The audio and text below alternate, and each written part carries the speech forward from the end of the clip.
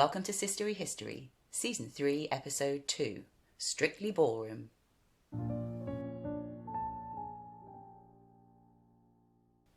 An 1836 publication called The Laws of Etiquette cautions the reader, if you take your wife to a ball, be careful not to dance with her. That sounds strange to us, perhaps. Surely it's normal to dance with your other half when you go to a party. For the Georgians, though, public balls weren't just parties. They were well-regulated events governed by rules, hierarchies and manners. And if you were going to attend, you needed to follow those rules. And, heaven forbid, if you were unmarried, then it really was advisable to go along, as these balls gave you the best shot at finding a spouse. In today's episode, we've donned our finest dancing slippers and we'll be investigating some sensory secrets of the Georgian ballroom, just while we wait for our dance cards to be filled. I love dance cards. Do you remember the film Meet Me in St. Louis? Oh, it's a great movie. And there was some doctoring of the dance cards going on?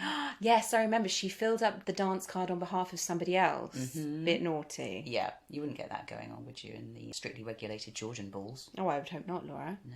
But not really relevant to today's era, though, is it? No, that was a bit later on. You're quite right. So who have we got today that is relevant to our century, then? Well, we do have Jane Austen. Great. Jane Austen, English novelist, writing in the 18th century. As things stand, she's currently on our £10 note. Yes, know Which her is well. excellent. And apparently she very much liked wearing bonnets inside. And she loved to dance, I think. Yeah, I think she did. Yeah, good for her. We've also got 2 newspaper extracts, one from the Spectator and one from the Galignani Messenger.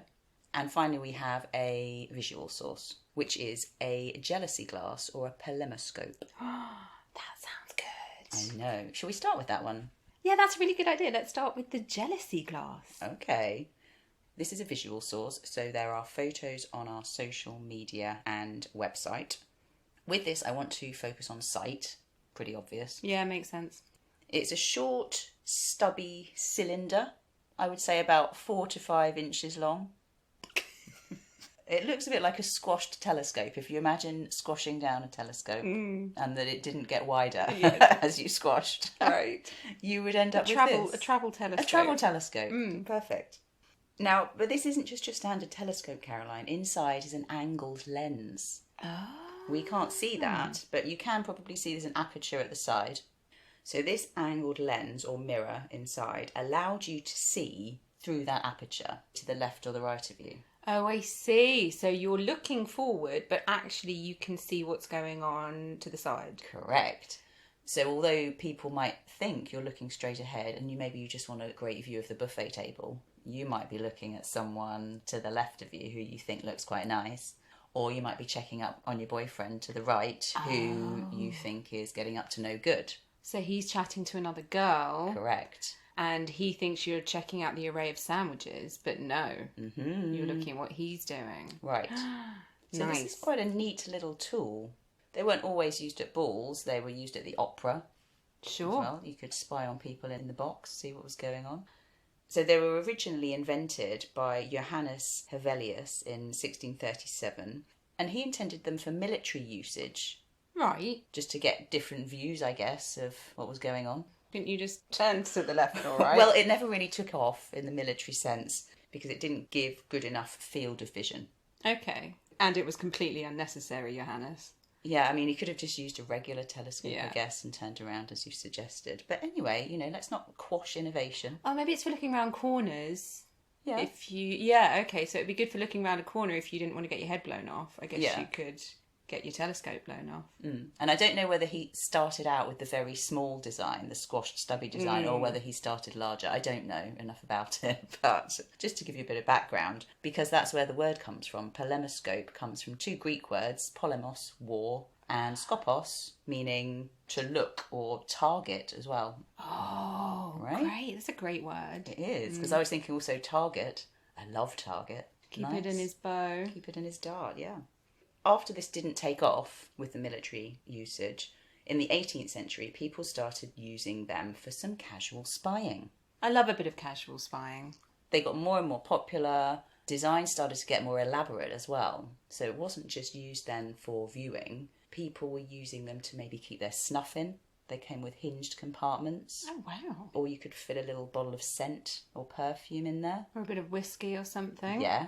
So it was for spying, snuffing and snifting. Yes, but also one was found dating from 1760 where the cylindrical body contained an entire manicure set and a pencil.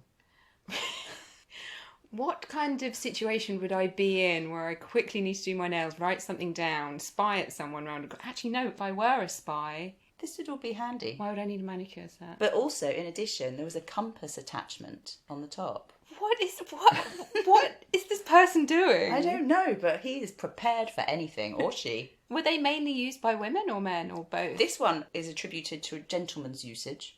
Right, because they need to know where they are with the compass and then write down where they are with the pencil, but also do their nails at the same time. Correct. So yeah, ladies used them, men used them, and obviously they were just evolving. It's fantastic as a tool, but surely everyone got a bit wise to them. I think so. And also they probably got a lot heavier and, bulkier if you've got entire manicure sets in them. I tell you what, I do like a multifunctional item, you're quite right.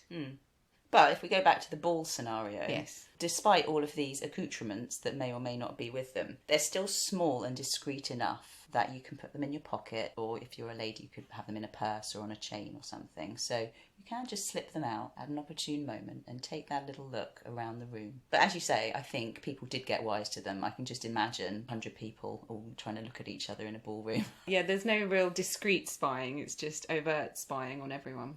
But also, I would imagine that there is a subsection of society, maybe we'll call them the gossips, the older dowager ladies. Nothing better to do. Nothing better to do than spy on everyone. They're a bit nosy, they want to know what's going on.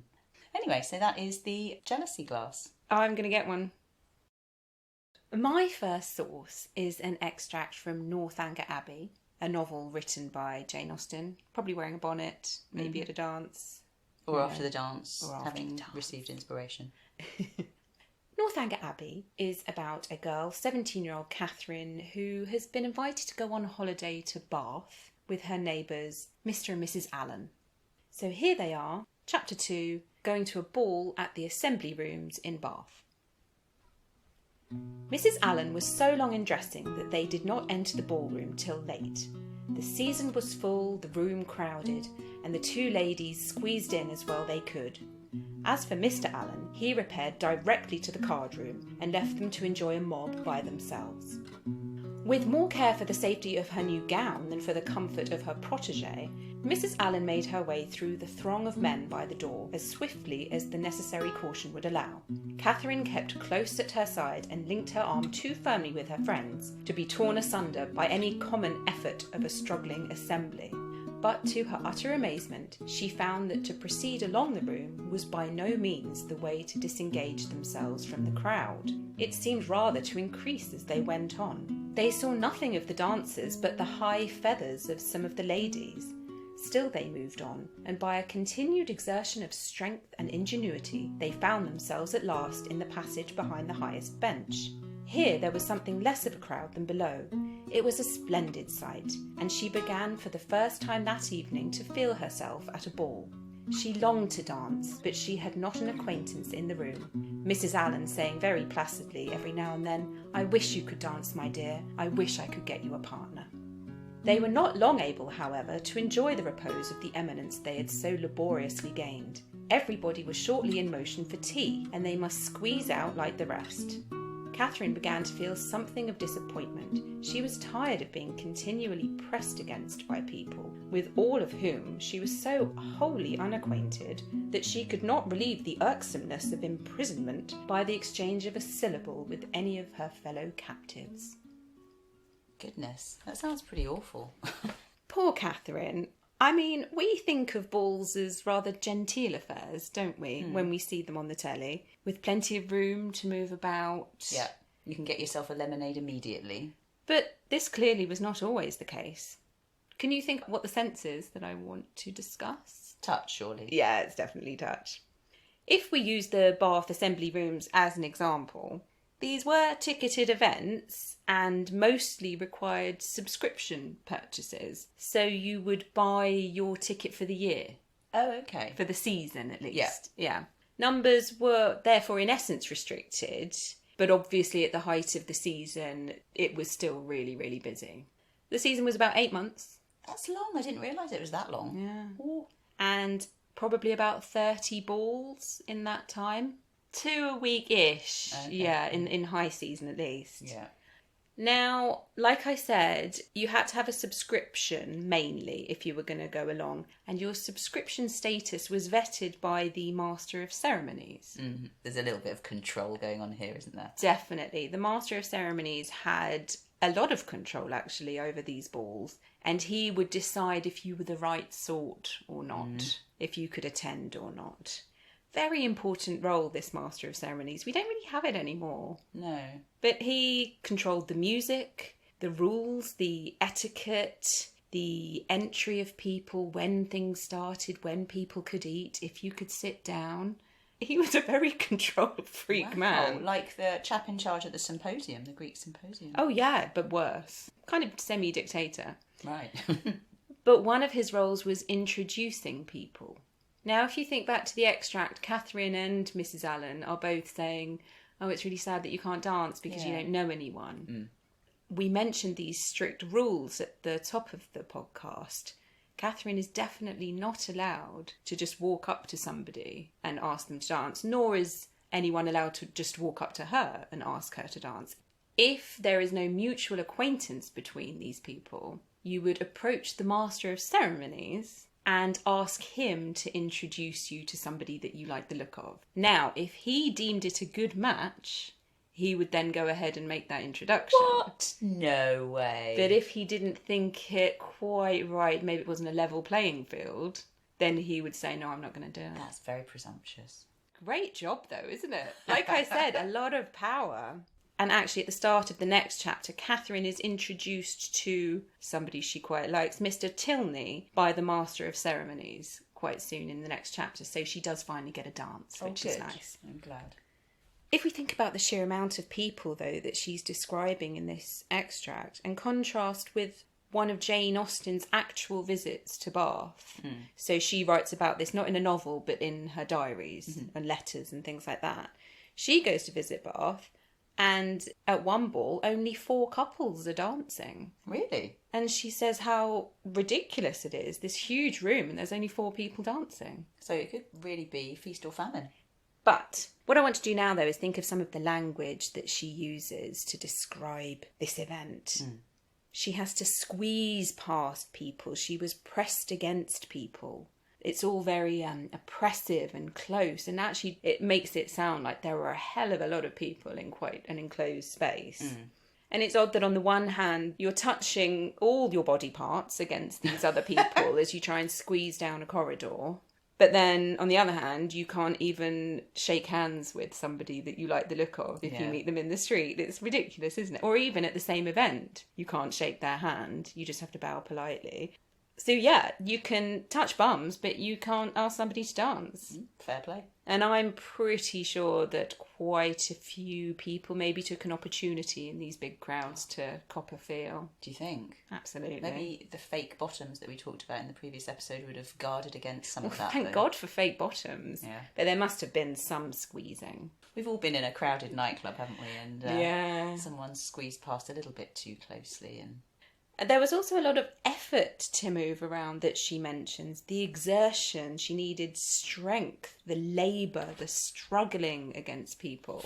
Is that the force of the crowd? Like being in a concert arena and then, you know, your movement is a bit controlled by other people, isn't it? Exactly. And if you want to go the other way, it takes quite a lot of effort and physical strength to actually end up where you want to go.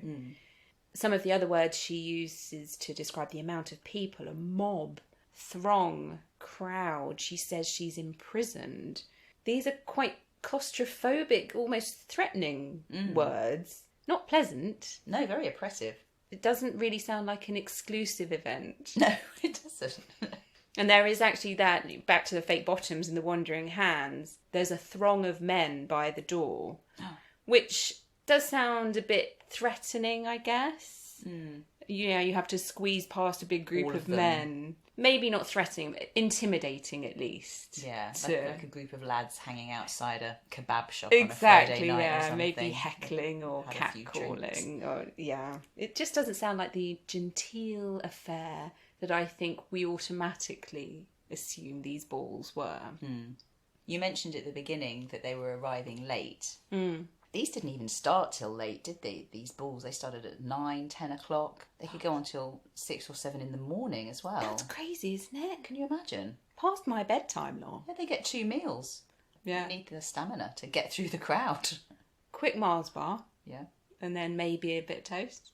Probably something slightly more substantial and elegant. Well, who knows? It sounds like a riot from the way Catherine's described it, at least. Poor girl.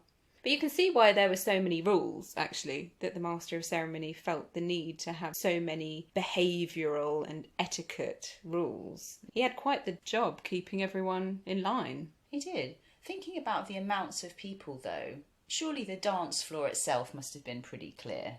I'm sure the MC had a stick or something to keep people back. Just to prod people around with. So there you go, Laura. Do not go to a ball if you do not want to be touched. Noted. Thanks for the advice. Next then, I have an article from The Spectator, dated June the 27th, 1711. The Spectator is a daily London publication by Joseph Addison and Richard Steele, and it was often satirical in its content, and it's basically a collection of articles commenting on topical issues with an aim of instruction, moral instruction, or Guidance, but also quite amusing at the same time. In this particular article, Addison is advertising his fan instruction school for ladies. Wow. Go ahead. There is an infinite variety of motions to be made use of in the flutter of a fan. There is the angry flutter. There is the modish flutter, the timorous flutter, the confused flutter, the merry flutter, and the amorous flutter. Not to be tedious, there is scarce any emotion in the mind which does not produce a suitable agitation in the fan, insomuch that if I only see the fan of a disciplined lady, I know very well whether she laughs, frowns, or blushes. I mean, timorous flutter? Yes. What does he mean I need only see the fan? He doesn't even need to see the lady's face necessarily, or her other body language. All he needs to do is watch the fan. And then he can teach this in his school. He can teach this in his school. I hope he got some patrons. Me too. Even though it's a fake school. Is it not real? I'm presuming it's a fake school. Oh, because it's in a satirical newspaper. Oh, Yeah. God. Wake up. Sorry. So fans initially, you think they're quite visual. Well, they are quite visual, aren't they? In a ball situation or in a fashion situation, they can signal your taste, your wealth, your sophistication. Think about the striking designs. They would have silk on them, feathers. Yeah, fabrics. you use them to catch people's eyes, don't you? Yeah, the very gestures. alluring. Also, they can create a little mini wind machine, Yeah. which can be quite attractive. Very nice. A bit of casual fluttering. Yes, and you can spread your personal smells to other areas of the room. That's true, if they're positive. If they, yes, you would hope that they're positive smells. Yes. And also they have a practical purpose. Ballrooms get very hot. We've just heard about poor Catherine's challenges in getting her way through that ballroom, how hot and oppressive it was. Yeah. So even if it was in the colder months of the year, ballrooms still got very hot, so the fan could help cool you down. Think about the hair towers we talked about in the previous episode. No. If you've got that all stuffed on your head as well, you're going to be extra hot. Maybe you've got a fake bottom on. You're just going to be hot all over, regardless of whether it's 0 degrees and snowing outside. Oh, Lord. And this is actually why I think balls would happen in the winter months. Perhaps, yeah. What were the months for the season, do you know? The season in Bath ran from October to June, I believe. Okay, so it encompassed the cooler months and avoided the really hot July, August, Exactly, September. yeah, makes sense, right? Yeah, that does make sense. Okay, so with the fans then, going back to the fans, a fan language developed. Have you heard of the fan language? The flanguage. The flanguage, if you will. This was a series of gestures and flutters that developed into a secret language, allowing ladies to communicate with potential suitors or partners. So by communicating with the fan, what you did with the fan meant certain things. Mm-hmm. So a gesture could mean yes or no, for example. So if you tapped your right cheek with your fan, that meant yes. If you tapped your left cheek with your fan, that meant no. No. But also, there were all sorts of other meanings. So the way that you were fluttering could mean things. You could indicate whether you were married, whether you were engaged, whether you were interested in someone, whether you just wanted to be friends, based on what you did with your fan. So there were specific movements that meant specific things. Why are we not talking about sight here then? Great question, Caroline. Oh, thank you. Why sound? Why sound? Think about the absence of it. Sure. So the fan is talking. You mean when it's fluttering, it's making... No, it's doing the talking for you. Oh. I mean, it literally is going potentially. But it's communicating for you so that you don't have to speak. If you're with your chaperone nearby, that chaperone can't hear what you're saying, can't hear if you're flirting. So you and the other youth will understand this fan language. Language. But your dear old mum, she won't necessarily know what's going on. So you can be a little bit flirty. She didn't go to fan school. She did not go to Mr. Addison's fan school. So you can be a little bit flirty, a little bit risque, have a little bit more freedom because your fan is doing the talking and you don't have to say a word. But also, if you were rather into somebody and you did a vigorous flutter, you could actually physically hear that as well. You could, yes. I think it'd be obvious to everyone. Yeah. I mean, the thing is, discretion is key here. You don't want to be vibrantly wafting your fan around like you're signalling an aircraft, doing some vigorous semaphore. This is discreet, Caroline. You don't want everyone else to see what's going on. Vigorous semaphore is my new favourite thing. I might start a gym class. Oh dear. So yeah, you've got to keep it subtle, you know. So there's only a few combinations of things that are available to you. Okay. So your fan is going to be in your hand, near your face. So you can touch various parts of your face. You can move it around to a certain degree, but you certainly can't be wafting it out to the side of you. It's going to attract attention. You're just going to draw attention to yourself. Yeah.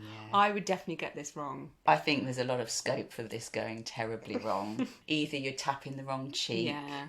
Armies of men following around the dance floor because you've forgotten how to say get lost. Or you do it so vigorously your fan goes flying off over the other side of the room. Oh, God, lands in the punch bowl. Oh, that would be me. It's fraught with risk.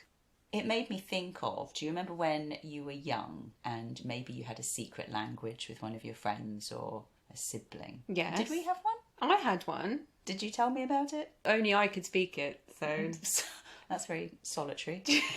I just did soliloquies with it. Do you not remember? It was called Punskalakan. Oh my gosh, Punskalakan. I do remember it. You'd forgotten it. I can't remember any Punskalakan. It's just a great word. It's a great word. But anyway, normal people might have had a secret language that they shared with someone else when they were a child, so that the adults couldn't hear what was going on. And this made me think of that.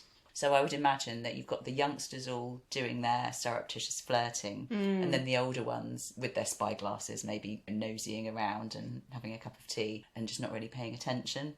I just like the idea of this silent communication happening and these young people being able to make connections. And yes, maybe the Master of Ceremonies was not needed. No. Anyway, so that is fans. Love fans. And actually, the Fan Museum, if you do get to go, is a lovely little spot. I'll put the link on the show notes. Oh, that's a great idea.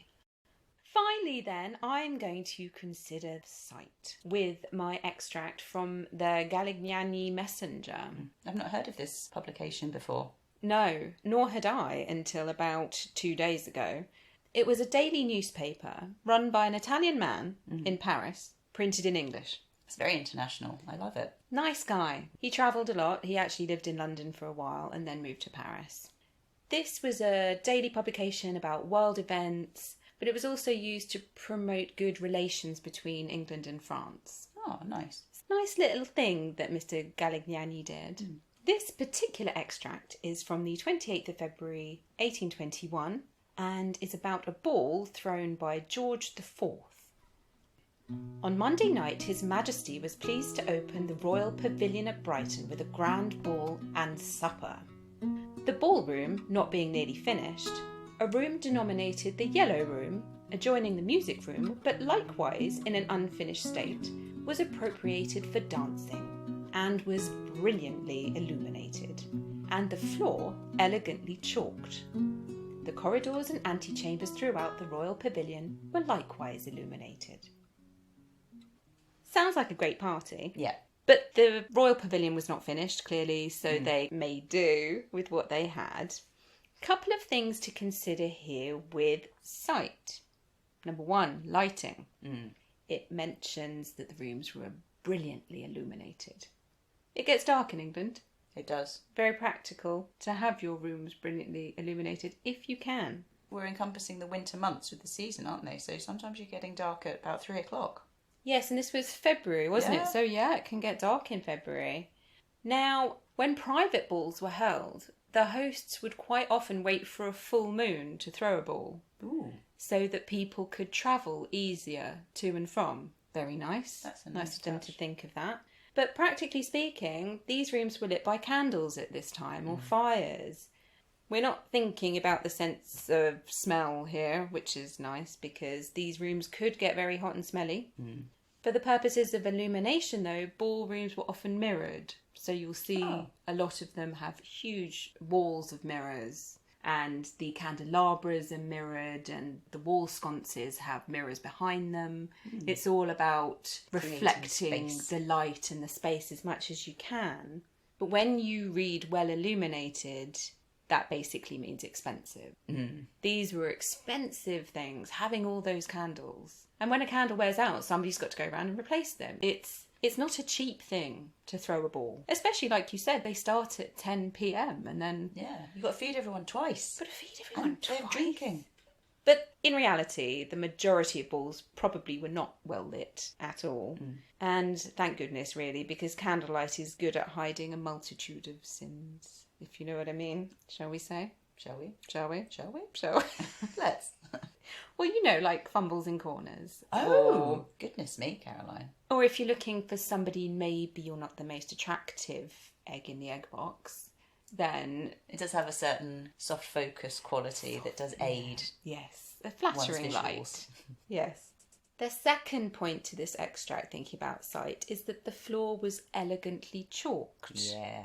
The more I looked into this, the more references I found. I've never heard of it before.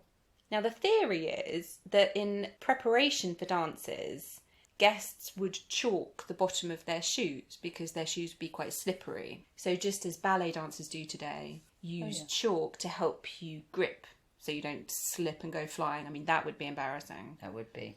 And then the idea is that hosts would start chalking the floor for their guests to help give the grip. Made me think of a barn dance where you might just throw some hay down. Oh, yeah. But classier. Yeah. Another theory is that when learning new dances, as obviously people had to do pretty much constantly during the season, that dance masters would chalk the floor, mark up the floor, showing people where to go. Ah, with little arrows and Little boxes arrows and things. and steps and stand here. That's and helpful. That would be helpful. So it could have grown out of that tradition. Makes sense.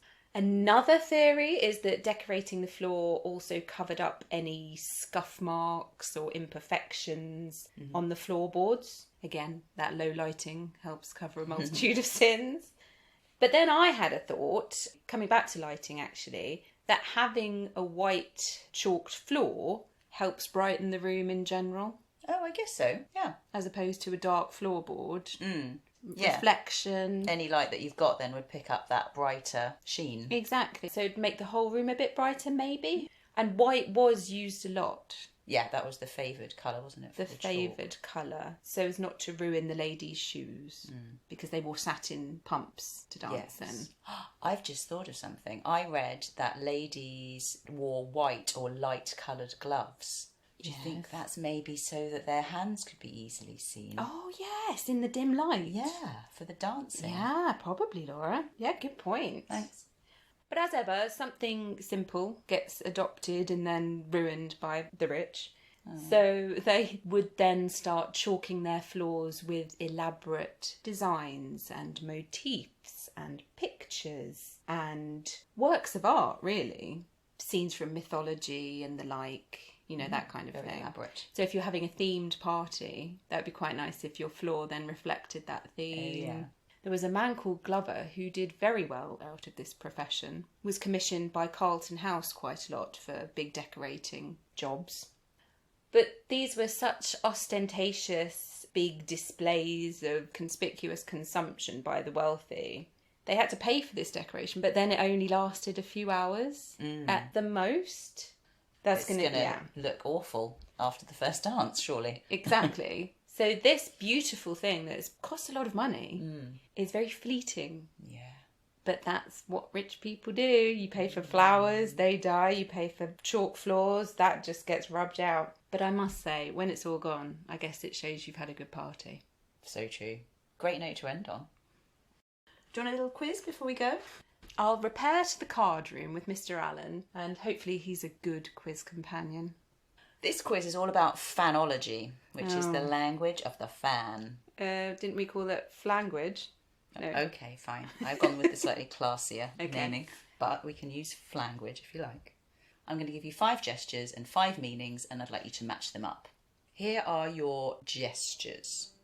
Stroking the right cheek with the fan, dropping the fan or lowering it down, as in not dropping it on the floor, but drawing it down. A slow, steady flutter, a tapping of the left ear, and a brisk open and close. Oh, like a flap. Yeah. Now the meanings. I love you. Let's just be friends. I'm married.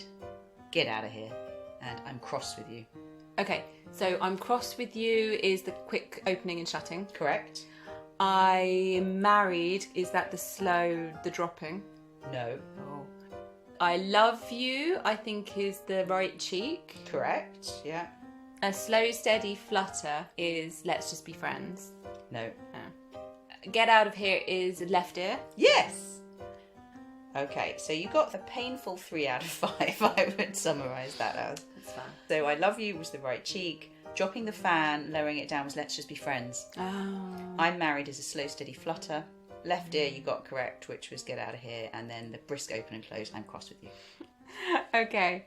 But like we said, if I was doing it, the fan would end up in the punch bowl. Yeah, correct.